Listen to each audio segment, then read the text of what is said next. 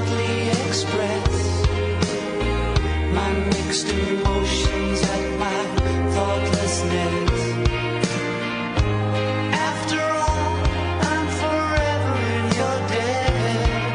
And woman, I will try to express my inner feeling and thankfulness for showing me. Hola, buenas noches. ¿Cómo le va a esa linda gente necesaria? Qué linda noche de psicopoesía, como todas las noches de psicopoesía, ¿sí? Aquí, en este espacio que hemos armado, ideado, construido, para que el psicoanálisis y la poesía se den la mano para llegar a una palabra abierta.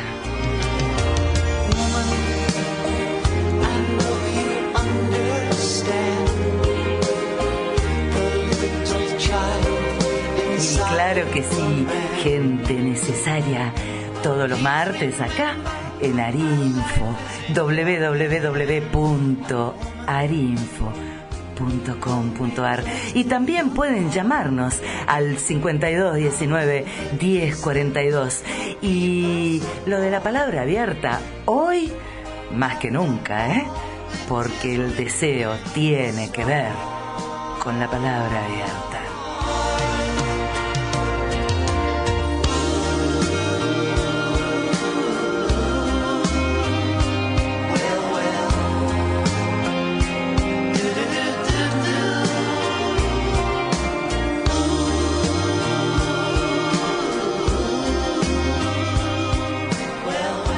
Los signos me acompañan.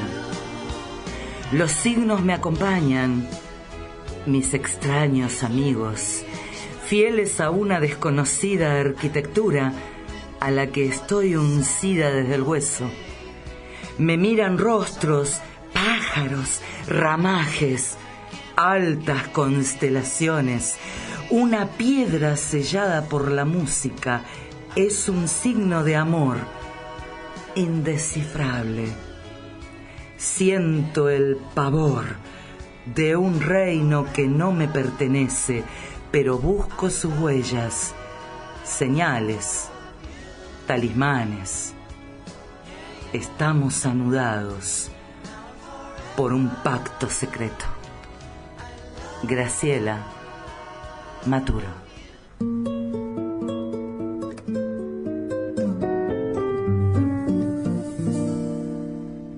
Déjame esta noche soñar contigo. Déjame imaginarme en tu labio lo mío. Déjame que me crea que te vuelvo loca. Déjame que yo sea quien te quite la ropa. Déjame que mis manos rocen la tuya. Déjame que te tome por la cintura.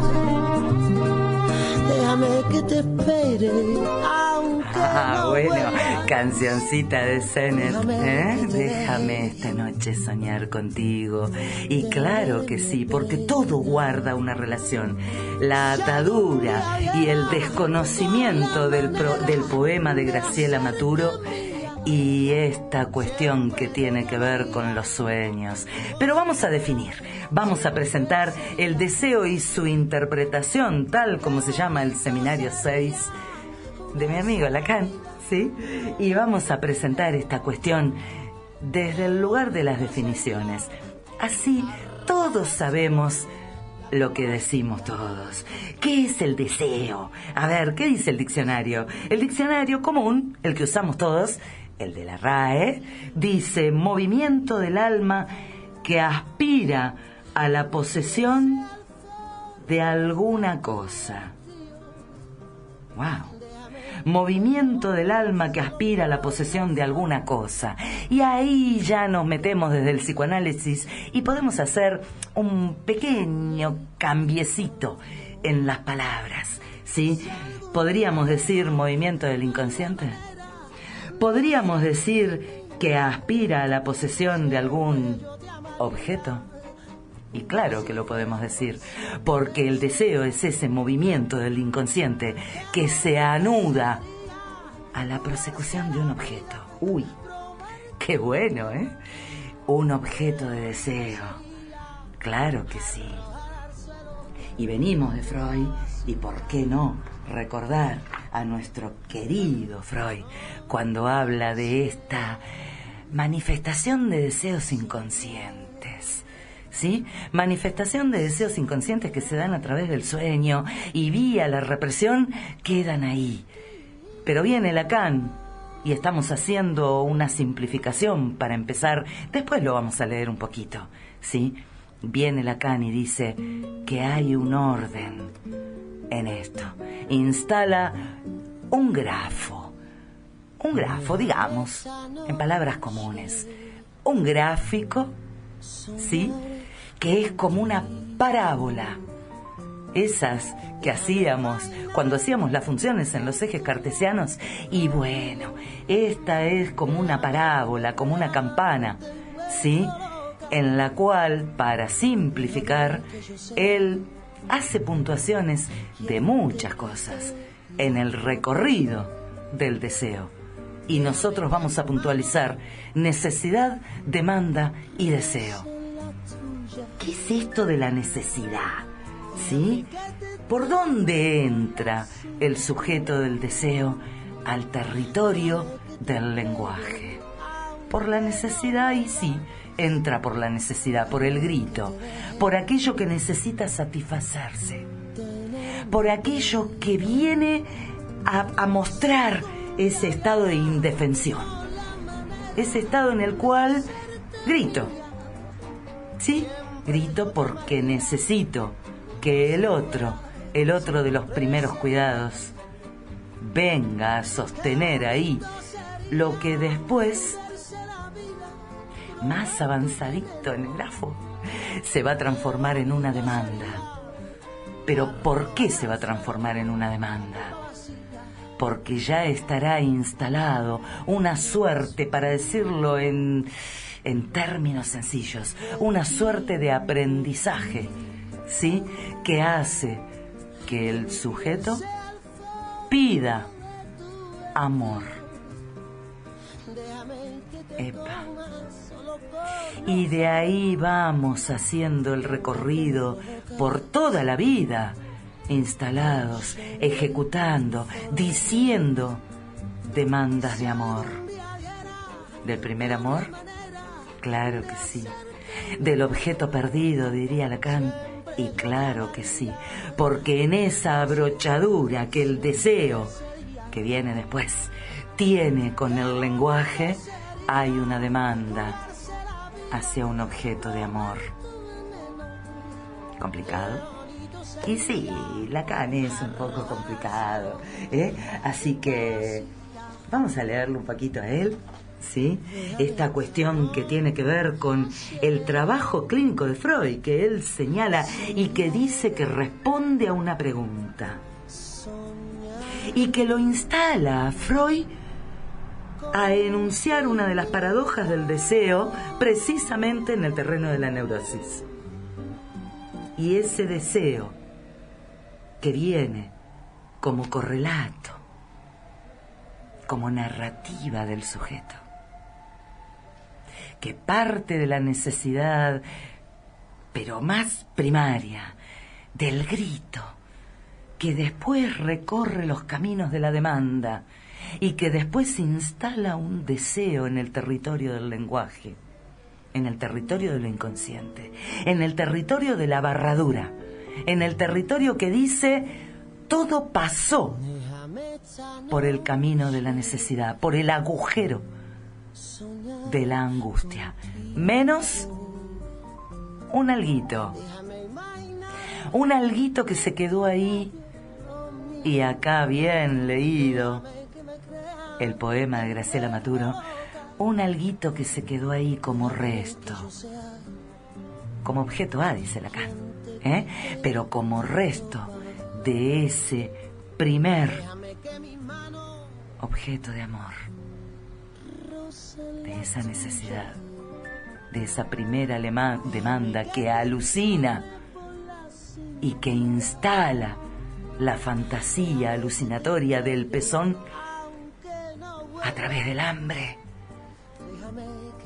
pero tiene un placer, un plus de satisfacción, que después irá inscribiendo y reinscribiendo estas cuestiones que tienen que ver con el objeto. Claro que sí. Qué bonito sería verse la vida, probar tu veneno. Qué bonito sería arrojar al suelo la copa vacía. Déjame presumir. Déjame presumir de ti un poquito, dice. Y pensemos que Sennett le habla a ese objeto de amor. Y uno presume del objeto de amor. Y como uno presume del objeto de amor, instala algo que tiene que ver con una fantasmática, con un imaginario. Y así va por el mundo, ¿sí? Y va transcurriendo en una metonimia que según Lacan es la metonimia de la falta en ser, porque hay una falta, porque el objeto perdido está perdido, pero queremos no darnos cuenta de que está perdido, ¿sí? Y ahí vamos jugándonos con estas cuestiones del falo, ¿sí? Y viene un señor como Sennett y dice, déjame presumir de ti un poquito, porque claro, yo varón portador que lo tengo, presumo un poquito, pero ojo, Sennett, porque ella también lo tiene y sabe.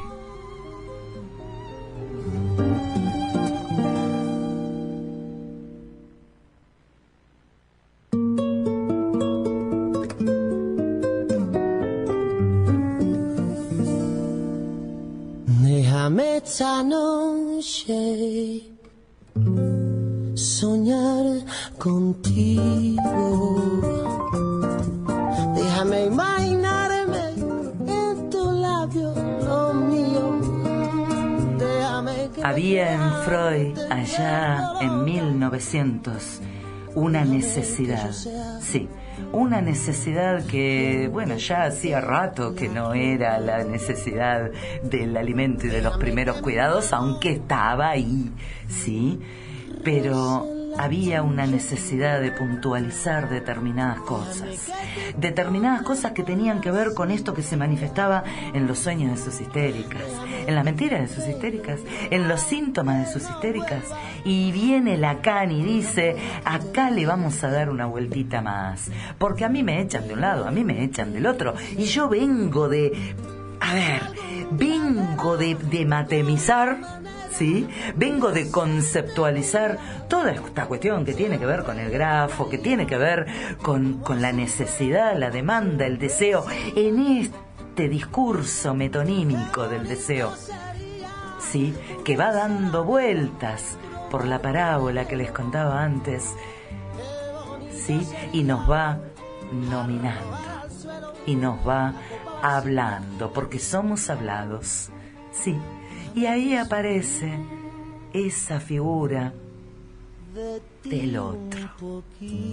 El otro nos introduce en una cultura, el otro nos introduce en un mundo de lenguaje, el otro nos hace hablados, constitucionalmente herederos en el territorio del lenguaje.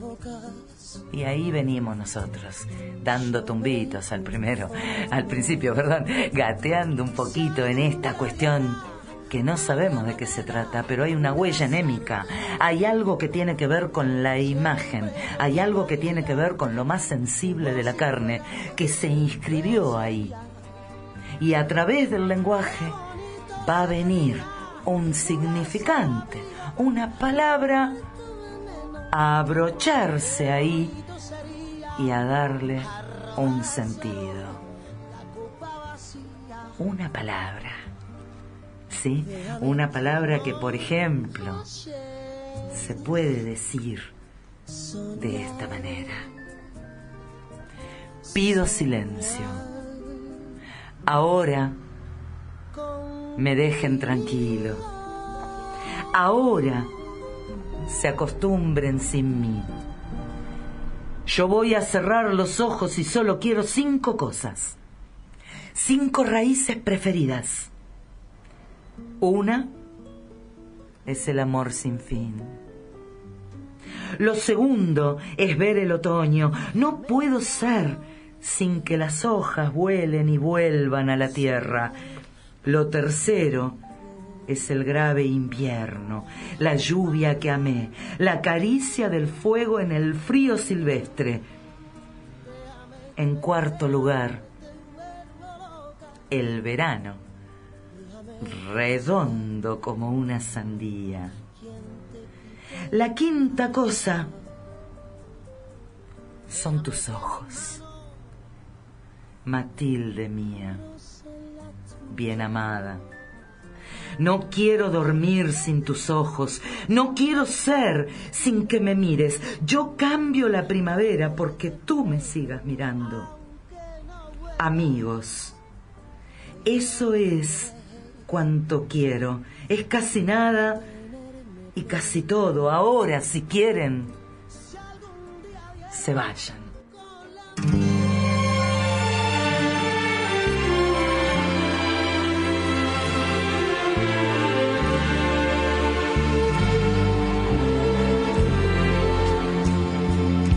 Soy ese vicio de tu piel que ya no puedes desprender. Soy lo prohibido.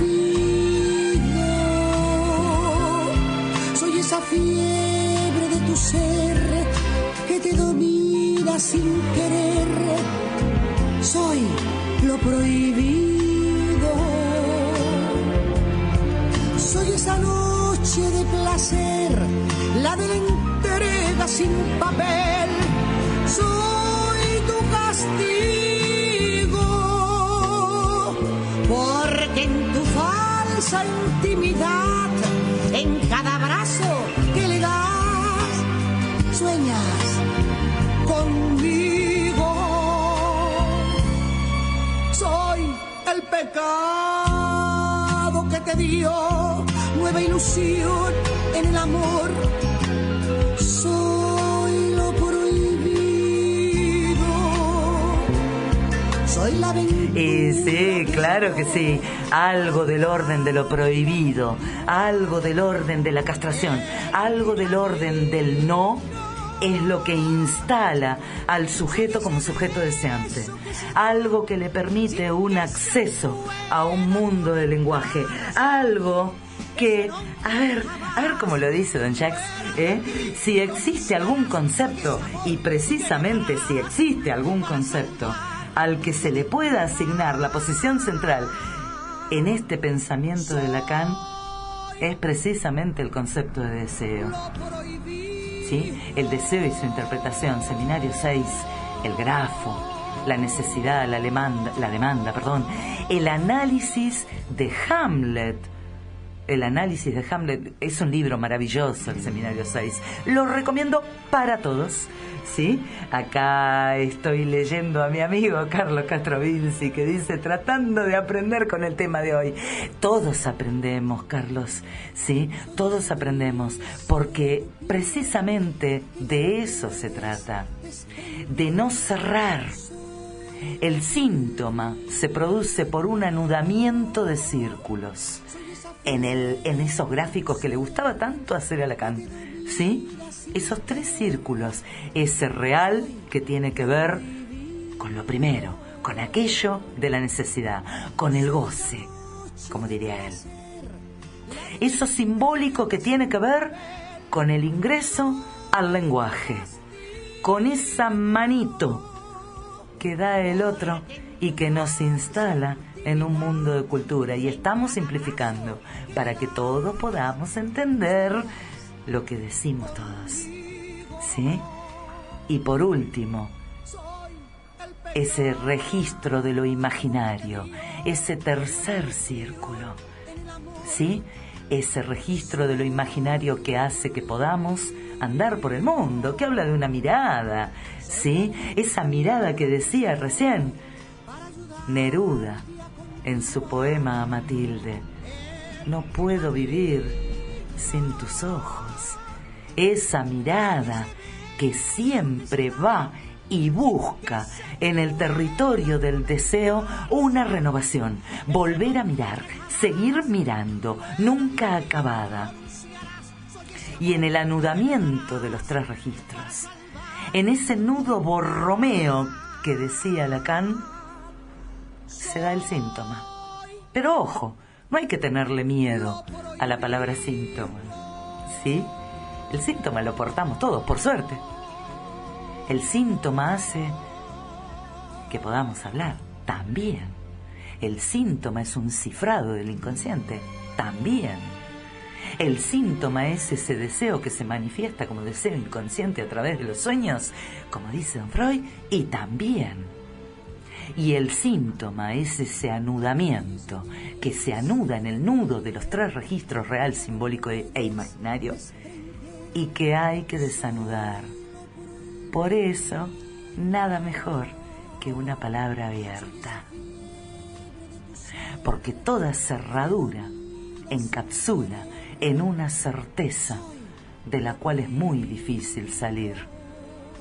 Y porque si algo del orden de lo prohibido queda ahí, digamos que es mejor, ¿sí? Digamos que podemos, por eso, desear. Wow.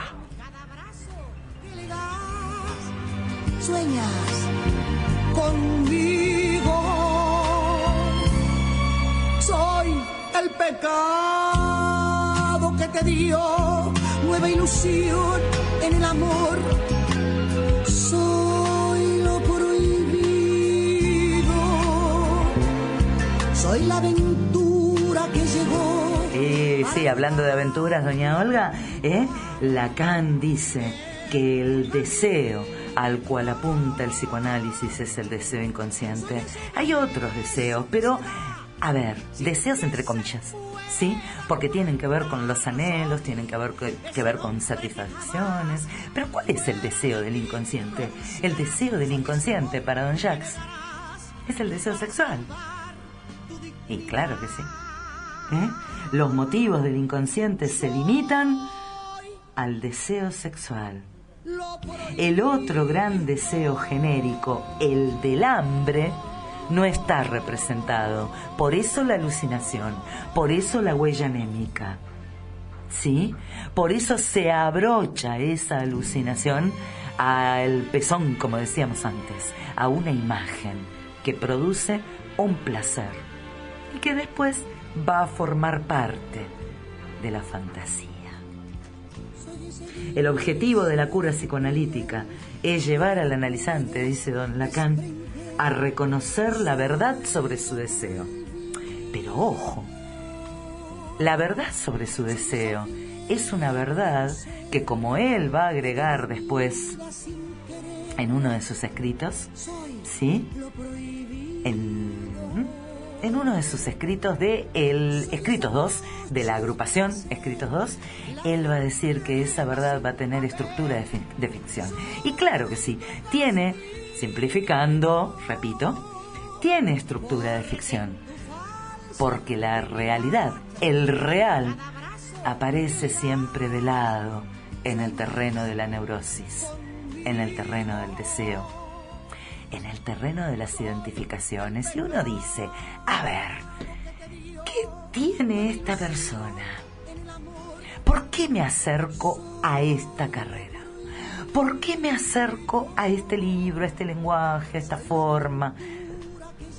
Porque de alguna manera algo de un real que queda como una impronta ahí en el inconsciente, se está jugando como si ese objeto A, ese resto del cual les hablaba antes, se colara permanentemente y necesitara algo donde abrocharse.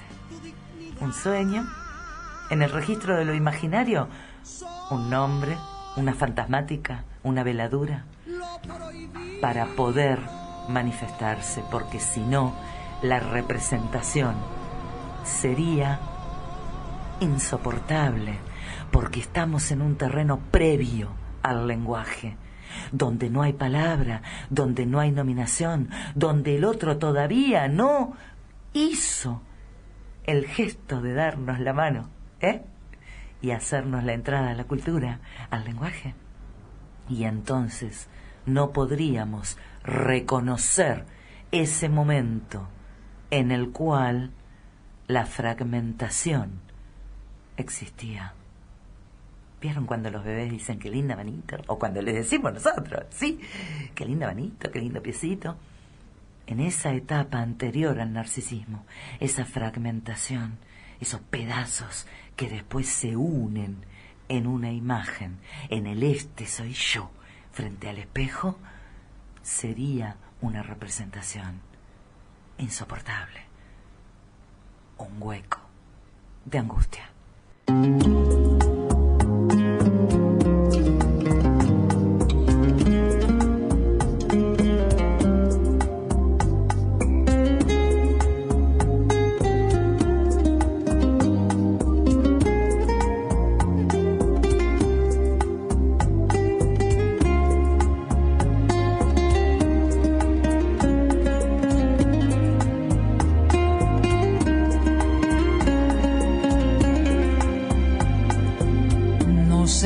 Que te quiero, será que tengo alma de bolero. Tú siempre buscas lo que no tengo, te busco en todo si no te encuentro. Digo tu nombre cuando no debo.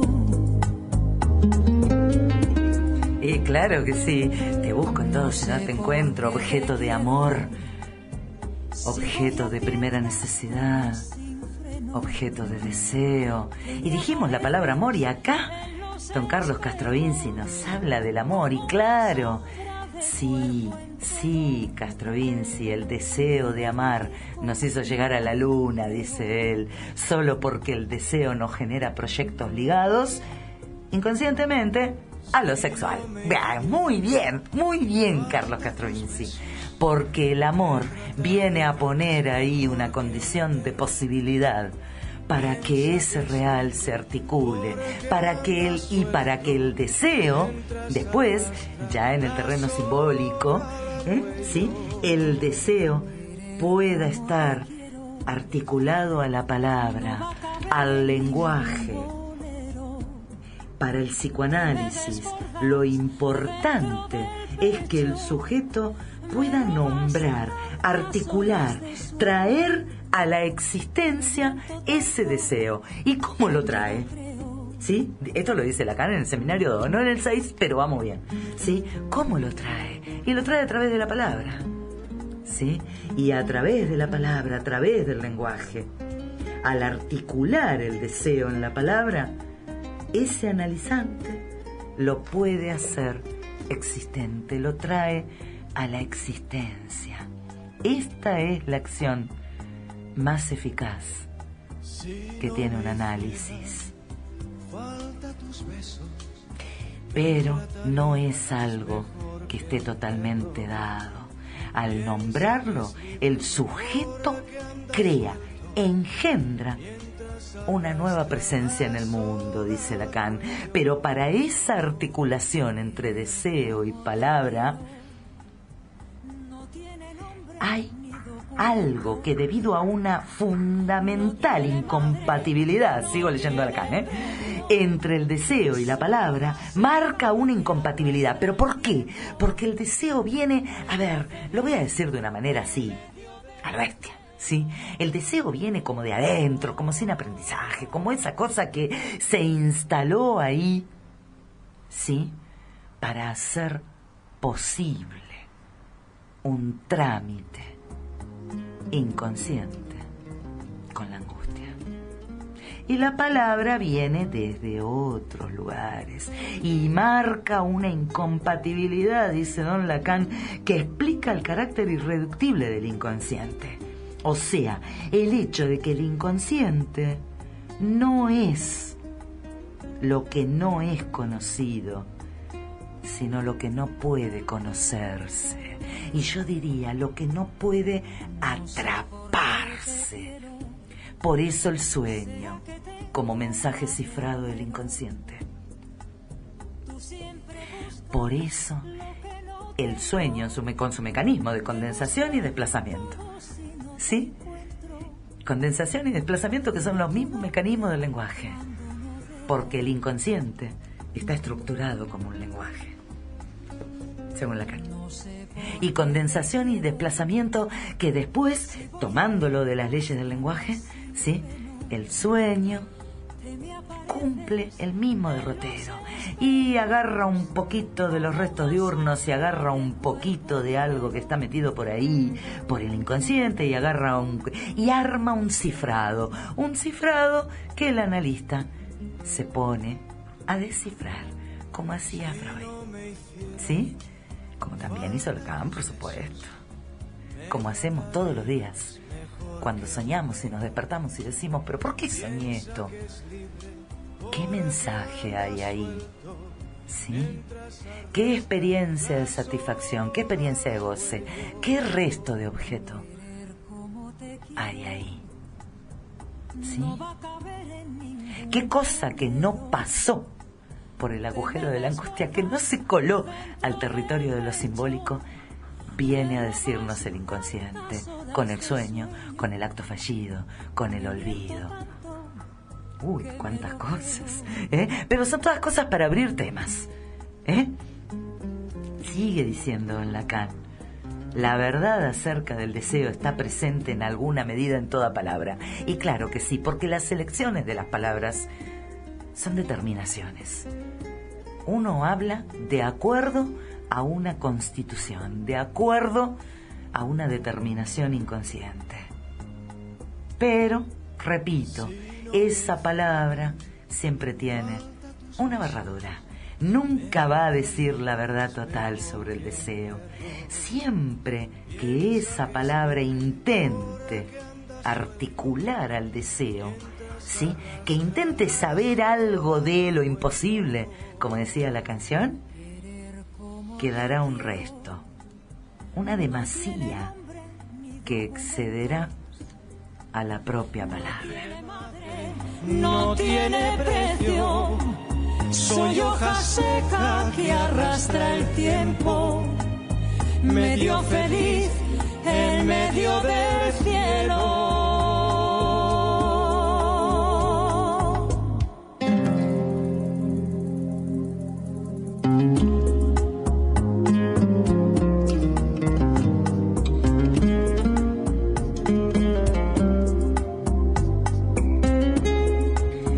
Acá tengo en mis manos y recomiendo las cartas de Freud a Wilhelm Fliess, ¿sí? Y si me equivoco en la pronunciación, me encanta equivocarme, así que alguno por ahí que me corrija.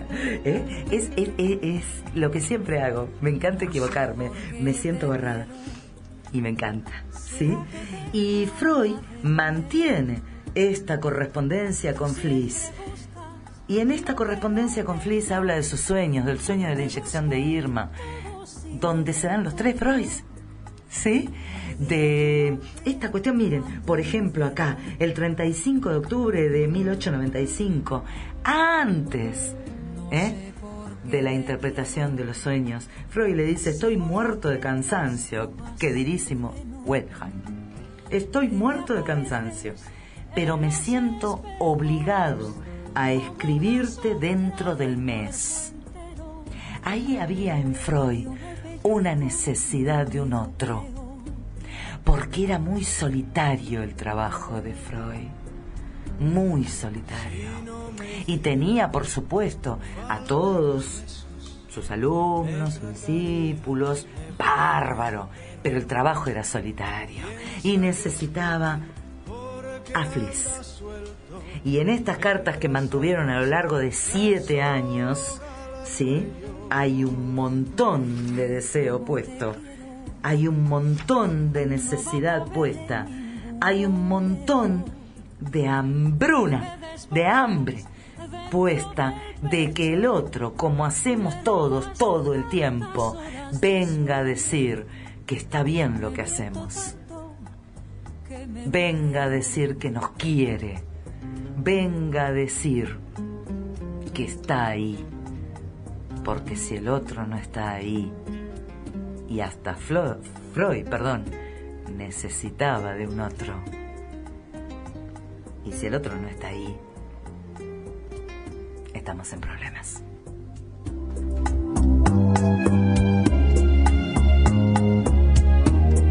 Si no me hicieran falta tus besos, me tratarías mejor que a un perro. Piensa que es libre porque anda suelto mientras arrastra las Bueno, eso de tratar como un perro a don Antonio Banderas ya pasa por otras cuestiones, ¿sí? Pero, a ver, ¿qué contiene una fantasía contenta con amor decente? Detente, sombra de mi bien esquivo, imagen del hechizo que más quiero, bella ilusión por quien alegre muero, dulce ficción por quien penosa vivo. Si al imán de tus gracias atractivo sirve mi pecho de obediente acero, ¿para qué me enamoras, lisonjero? Si has de burlarme luego, fugitivo. Mas blasonar no puedes, satisfecho de que triunfa de mí tu tiranía, que aunque dejas burlado el lazo estrecho que tu forma fantástica ceñía, poco importa burlar brazos y pecho si te labra prisión mi fantasía. ¡Ay! Sor Juana Inés de la Cruz. No sé por qué te quiero. ¿Será que tengo? Qué perfecta descripción, a mi humilde entender, ¿sí? Qué perfecta descripción, Sor Juana, nada menos, ¿sí? Que nunca la leemos a Sor Juana. La verdad que no sé por qué no la leemos a Sor Juana. Está de modé, queridos escritores. Hay que leer a Sor Juana, ¿eh? Detente, sombra de mi bien esquivo. ¿Y qué más esquivo que el deseo por todo esto que estamos diciendo? Porque, a ver, vamos a decirlo de una manera vulgar, simple. Está acá a 10 centímetros. Y cuando llego está a 20. Y cuando llego está a 30. ¿Sí? Pero siempre está. Inalcanzable y permanentemente insatisfecho. Porque llegar y tocarlo implica como, digamos, como una renovación. ¿Sí? Porque en cuanto se lo toca, se renueva y sigue a 20 centímetros. Y después a 30, 40. Y ahí vamos, ¿eh? Porque el deseo tiene como condición ser permanentemente insatisfecho. Y acá lo dice Sor Juana: si al imán de tus gracias atractivos sirve mi pecho de obediente acero, ¿para qué me enamoras, lisonjero? Si has de burlarme luego, fugitivo. Cuando te atrapo te me fuiste. Y claro, cuando te atrapo, cuando digo, ah, bárbaro, ya lo logré, te me fuiste. Y me renuevo en la prosecución de otra cosa. No es procrastinar. Procrastinar es no cumplir nunca.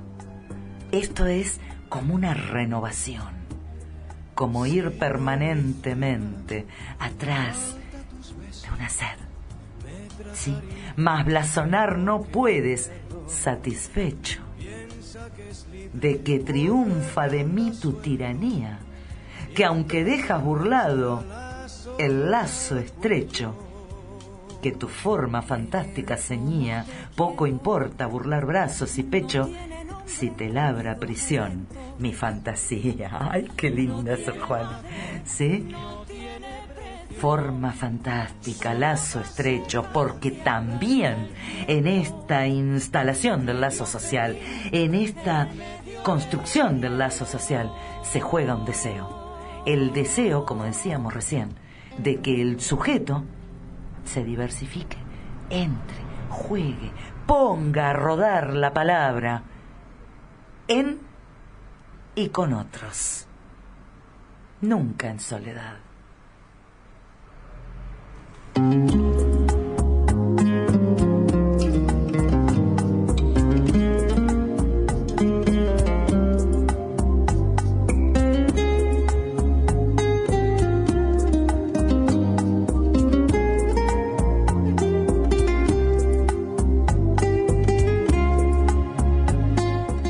Aguardo en las tinieblas la voz que ha de llamarme por mi nombre, la llama que trasciende mis huesos y me arrase.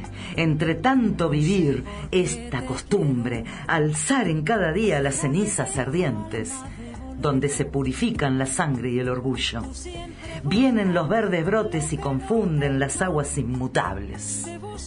Giran las hojas, las constelaciones, caída entre las palmas giro también, a ciegas.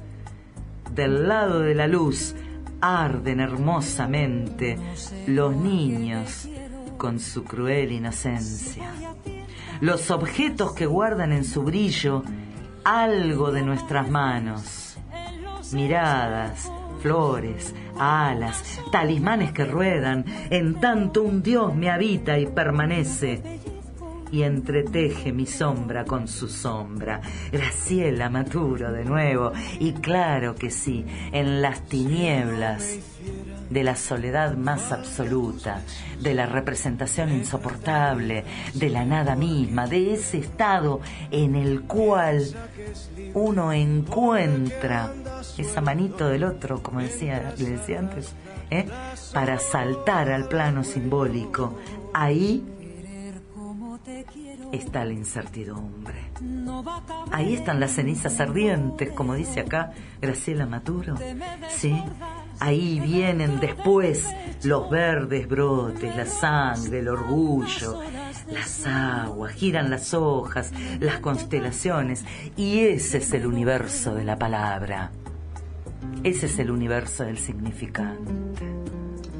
Ese es el universo donde todo adquiere un sentido, donde metáfora y metonimia, condensación y desplazamiento, metonimia de la falta en ser, donde miro al otro y en su falta, en su no todo, en que no tiene todo, en esa barradura, como decimos los psicoanalistas, reconozco mi propia falta y puedo andar por el mundo agarradito, sí, a mi deseo. Mientras arrastra la soga al cuello. Querer como te quiero no tiene nombre ni documentos, no tiene madre, no tiene precio. Soy hoja seca que arrastra el tiempo, medio feliz en medio del... Hay algo que trae el otro en esa manito que nos da, sí. Acá dice Castro Vinci que admira a Sor Juana Inés de la Cruz. Sí, tenemos que leer, Carlos, tenemos que leer a Sor Juana, ¿sí? Y después, para el final, te leo otra cosita que anda por ahí, ronda por ahí, ¿sí? Pero aquí hay algo que el otro nos trae como esa sensación, como esa fantasía, como esa ilusión de seguridad, como esa ilusión de que, a ver, si él tiene la falta, yo tengo la falta, compartimos la falta, entonces todo está bien, ¿sí? No estoy solo. No soy el único en esta cuestión de la angustia, en esta cuestión de la castración, en esta cuestión de un no tener eso me da como una seguridad. Eso me da como una sensación de que puedo andar por el mundo. Como dice acá Mario Trejo, en El principio de razón suficiente. La quiero por sus piernas que la conducen a mí y sus pasos que la alejan de los otros. Por las olas de su cuerpo y el mar de fondo de su piel, por sus manos que hacen juego y la gravedad de sus caricias, por la solemnidad de sus caderas y la precariedad de su cintura, porque cuando despierta echan a volar los pájaros y sus sueños son sus mejores argumentos, porque está atada a mí y resplandece de libertad, porque solo ella puede aniquilarme y solo ella puede perpetuarme. Por sus ojos, porque sí, y por supuesto, porque es ella y no otra. Y si bien don Mario Trejo acá en este principio de razón suficiente se refiere al amor, a esa instancia preciosa que viene a poner una veladura, una condición de posibilidad, ¿sí? Ahí, ¿sí? Una condición de posibilidad de amar al objeto perdido. ¿Ah? Una condición de posibilidad de que en otro puedo renovar el amor y sentir y concretar el amor de lo prohibido. Es una fantasía, ¿sí? Y acá él dice, porque está atada a mí y resplandece de libertad, porque solo ella puede aniquilarme y solo ella puede perpetuarme. Y esos 4 versos, yo se los adjudico a la palabra, porque está atada a mí, porque sin palabra no somos nada, y la palabra sin mí tampoco, ¿sí? Y resplandece de libertad, porque cuanto más la nombro, porque cuanto más la ejercito, porque cuanto más la pongo en juego a rodar y cuanto más abierta, más libre. Porque solo ella puede aniquilarme y solo ella puede perpetuarme, y claro que sí, una palabra puede aniquilar. Precisamente es un significante que falta a la cita, que no está, que no entra en la cadena haciendo una disrupción metafórica, que no hace metáfora en la metonimia. Ese significante que falta a la cita es la palabra que puede aniquilarme. Y por ese significante nunca entro en el mundo simbólico. Querer como te quiero no tiene nombre ni documentos, no tiene madre, no tiene precio. Soy hoja seca que arrastra el tiempo, medio feliz en medio del cielo.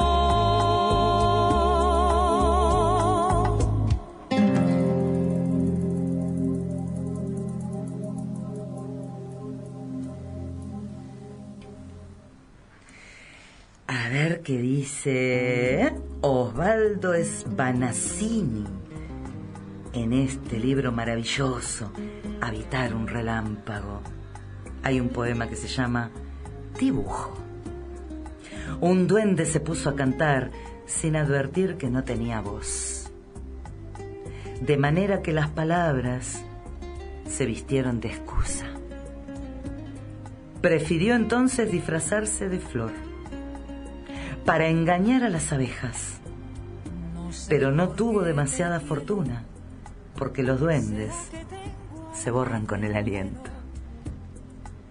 Tú siempre buscas lo que no tengo, te busco en todo si no te encuentro, digo tu nombre cuando no debo.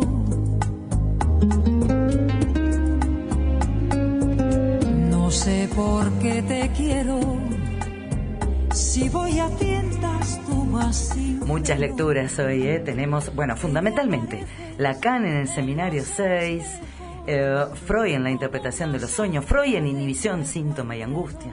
¿Sí? Para los que quieran, para los que tengan ganas de ir un poquito por estos desfiladeros del significante, parafraseando a Lacan, ¿sí?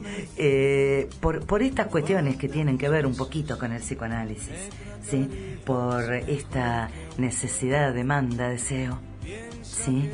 Por esta cuestión que tiene que ver con el grafo del deseo, por ese circular del sujeto del deseo a través de una parábola, ¿sí?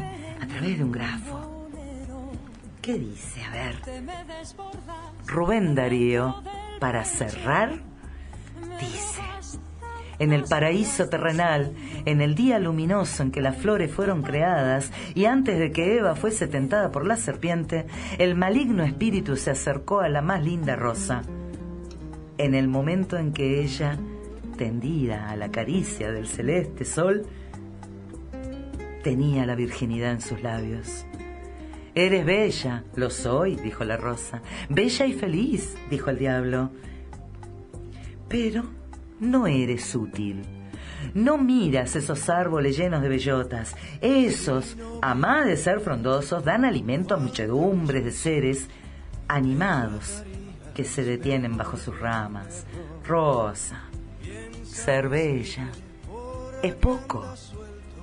La rosa entonces, tentada como después lo sería la mujer, dice don Rubén Darío, deseó la utilidad, de tal modo que hubo palidez en su color púrpura.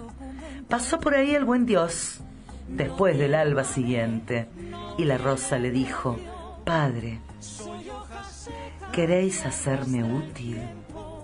Sea, hija mía, contestó el Señor, sonriendo. Y entonces el mundo vio la primera col. Bueno,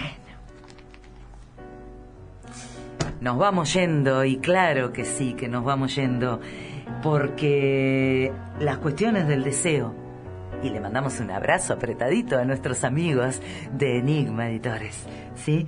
Las cuestiones del deseo también tienen que ver con esto de alojar y desalojar.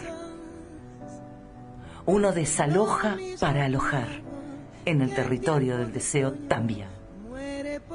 El deseo permanentemente insatisfecho permite una alojadura ahí, donde el círculo, ese anudamiento que decíamos antes, sintomático de los tres registros real, simbólico e imaginario de Lacan, puede tener una apertura a través de la palabra, pero de la palabra activa, de la palabra que se pone en juego, de la palabra abierta, de la palabra desde el lugar de la falta.